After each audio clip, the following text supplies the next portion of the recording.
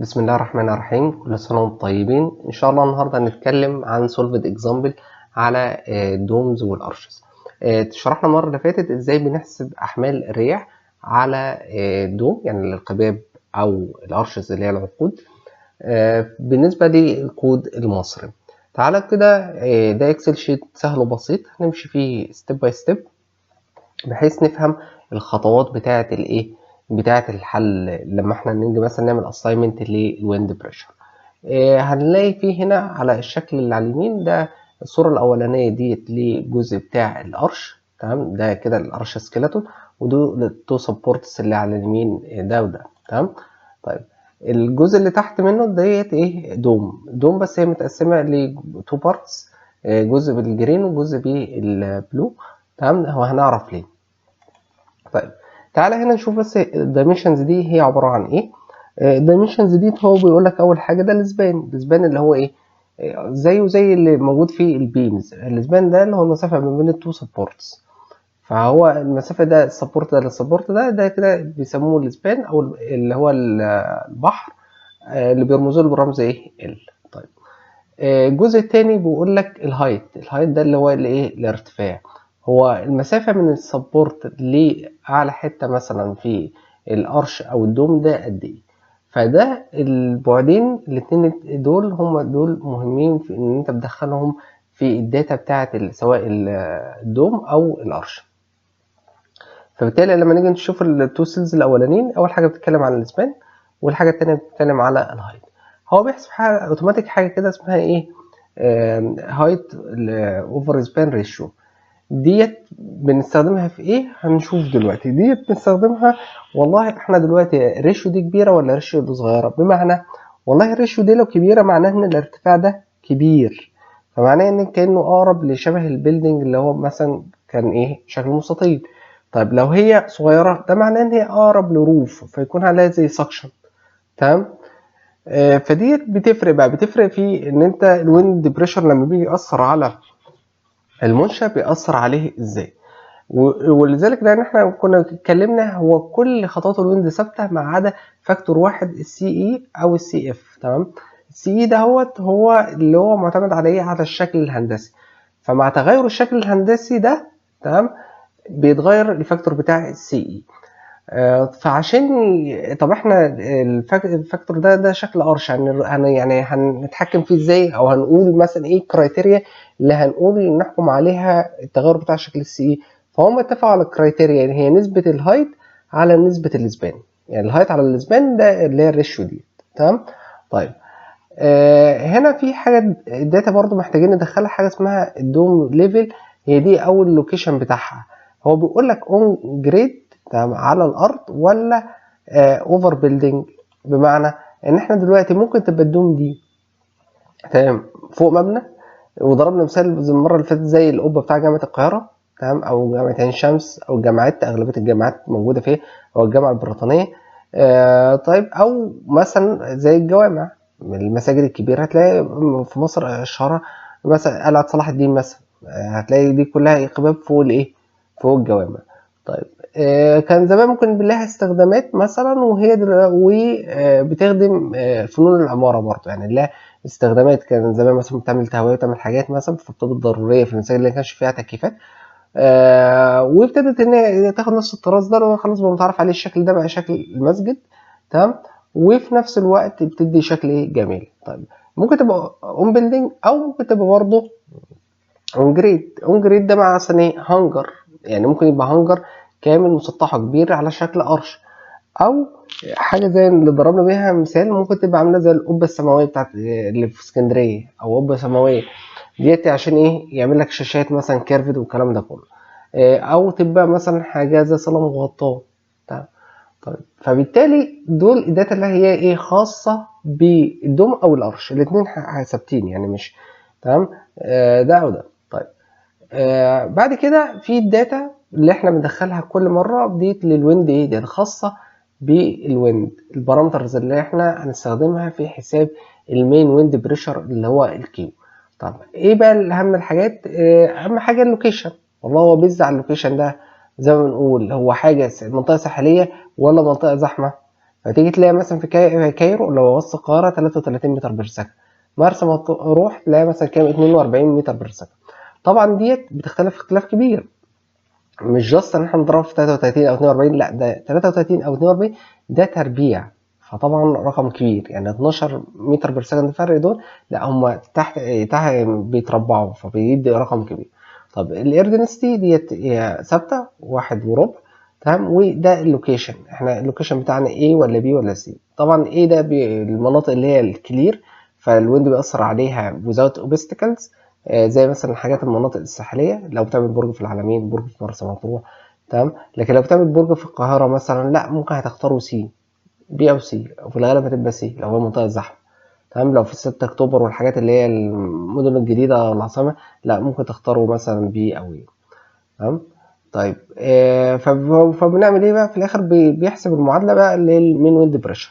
مين ويند بريشر ده بياخد نص رو، يعني في الاخر بيضرب نص في رو اللي هي الدنس ديت في الفي سكوير اللي هي ايه 42 متر بير سكند. سي تي وسي اس دول تو فاكتورز المفروض ان هم في اغلبيه الكيسز بيبقوا بكام؟ بواحد. السبيشال كيسز ديت بتبقى ايه ممكن تبقى اكتر من واحد.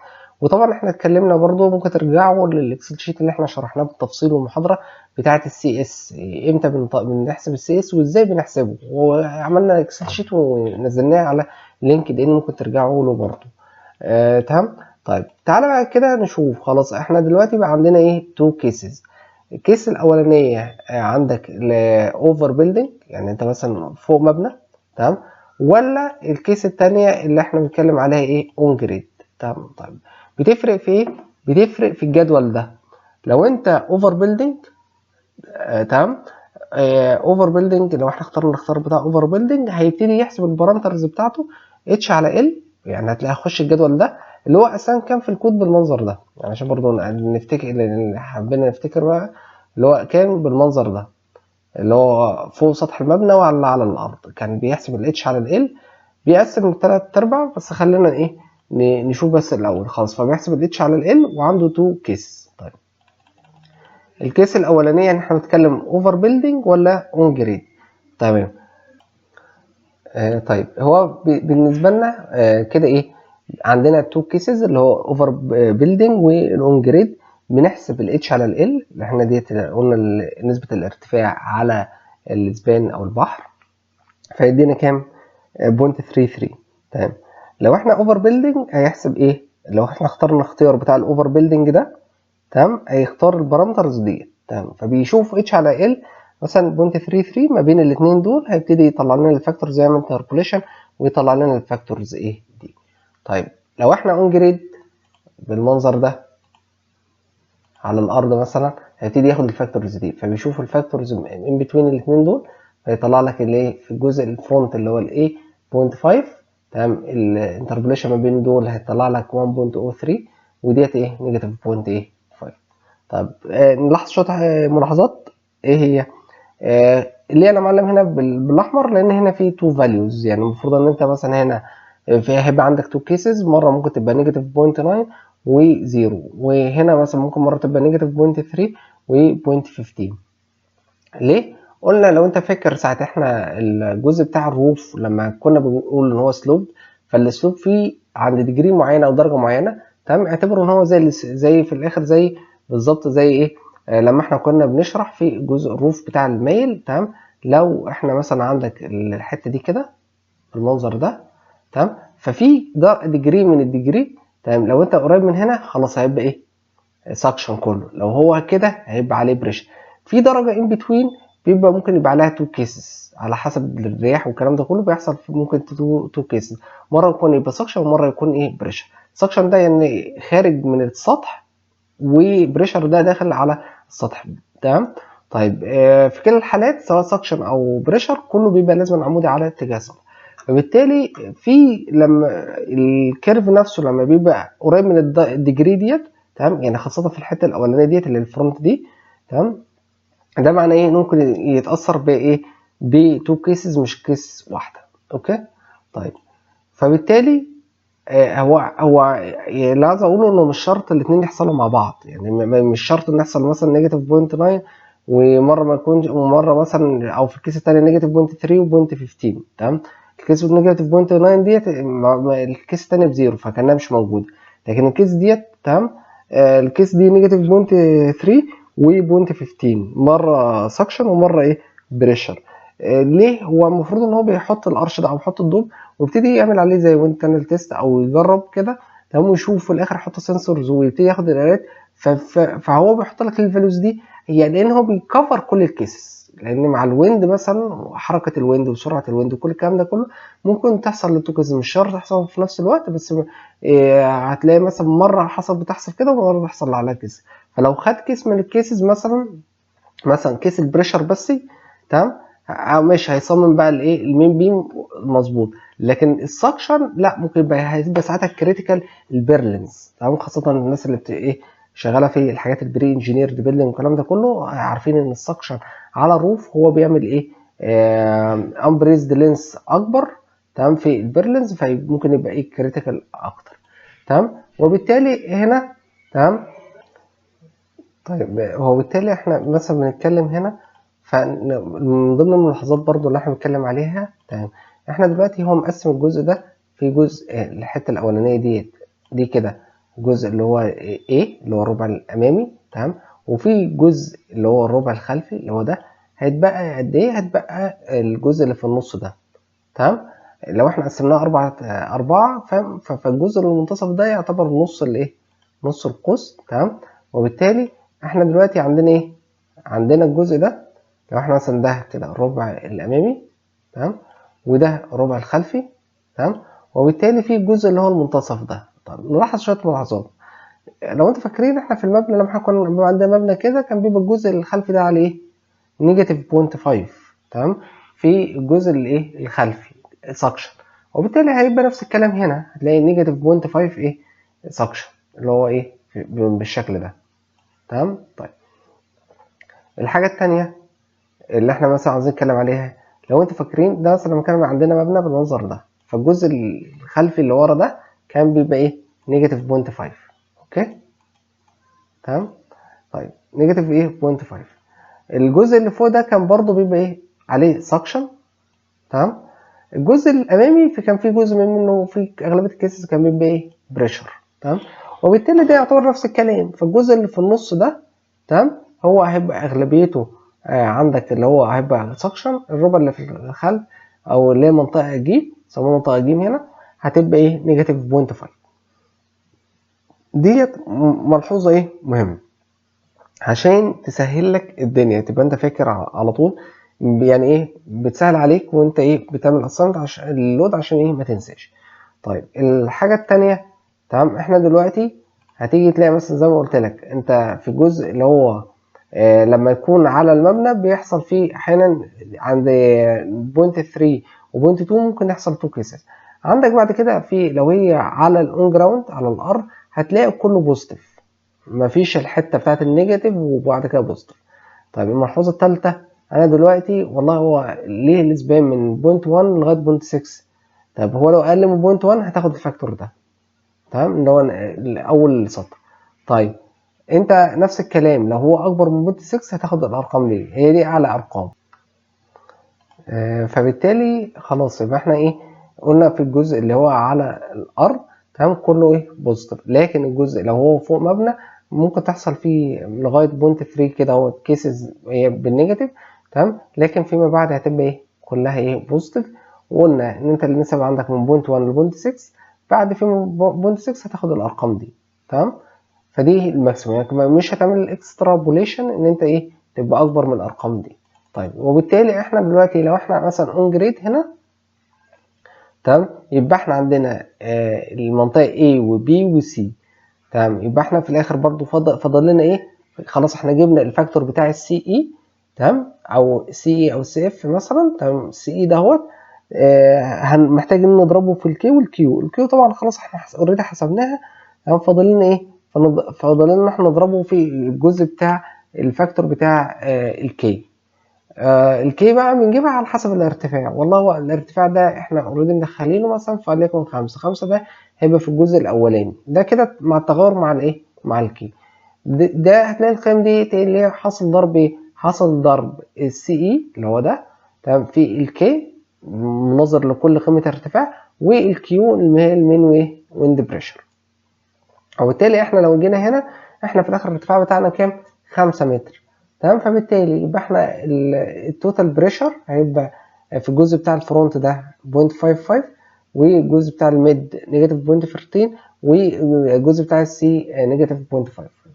دي كده بطريقه سهله وبسيطه يعني اللي تديك الحسابات بايه فاضل ايه بقى؟ فاضل ان احنا دلوقتي خلاص بتيجي هنا بقى الجزء بتاع السي اي، بتعمل اساينمنت للسي اي هنا، ولكل الجزء اللي هو المنطقة A ومنطقة B ومنطقة C، وبعد كده بتدخلها على البرنامج بيحسب لك في الآخر التوتال فورس والرياكشنات هنا والجزء بتاع القرش.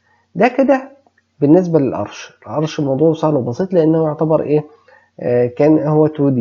طب لو حاجة زي دوم بقى، يعني عملناها في الآخر 3D كده اهوت في الدوم، هي أقرب شوية ليها تمام، بس فيها شوية تغييرات بسيطة. طيب هو بيقسم ساعتها الجزء ده، يعني انت ملاحظ هنا يعتبر النص هنا الدوم، يعني كان يعتبر عند النص هنا ده كده واخد منطقة بي، فهو يعمل نفس الفكرة، هياخد الجزء اللي فوق كله ده هيعتبر ان هو منطقة بي، يعني الحسبة نفسها مش هتختلف. انت هنا مثلا هي دي الفاكتورز بتاعتك تمام، بتاعت السي اي تمام. الفاكتورز دي هتفضل ثابته، يعني انت لو انت عندك قرش، لو انت عندك دوم، في الاخر لو هي نسبه الاتش على ال ثابته خلاص، يعني في الحالتين ده لو اتش على ال ثابته خلاص انت هتستخدم نفس الفاكتور، بس الفكره بقى هتعمله في انا اساينمنت اريا تمام. فبالتالي انت المنطقه اللي هي في النص العلوي كلها منطقه بي. طيب اتبقى لنا بقى لنا الجزء اللي هو الامامي تمام في النص اللي تحت، اللي هو الحته دي اللي هو الجزء ده تمام، الجزء المقابل للويند تمام، وفي الجزء اللي تحت تمام. ده هو عباره عن يعني الربع اللي هنا والربع اللي هنا، فيعتبر كانه نص الدايره، بس في كانه قسم الدايره الدوم ديت لحتتين، حته فوق وحته تحت، كانه خد الحته دي اللي فوق ودي الحته اللي تحت ودي الحته اللي تحت. طب الحته ديت اللي فوق مقابله للويند دي قال لك دي منطقه تمام. طب الجزء اللي مقابل ليها ورا خالص اللي هي الحته دي تمام، دي اللي هي المنطقه اللي متظلله ديت بالبلو تمام، وبين الخطين البيربل دول دي منطقه سي. طيب اتبقى لنا بقى منطقتين، منطقه فوق ومنطقه تحت، دول كانوا زي السايد وول تمام، دول هيبقوا منطقه برضو بي. فبالتالي اغلبيتهم كلهم منطقه بي ما عدا منطقتين، منطقه اللي هي المقابله للويند، والمنطقه سي اللي في الاتجاه التاني من الويند.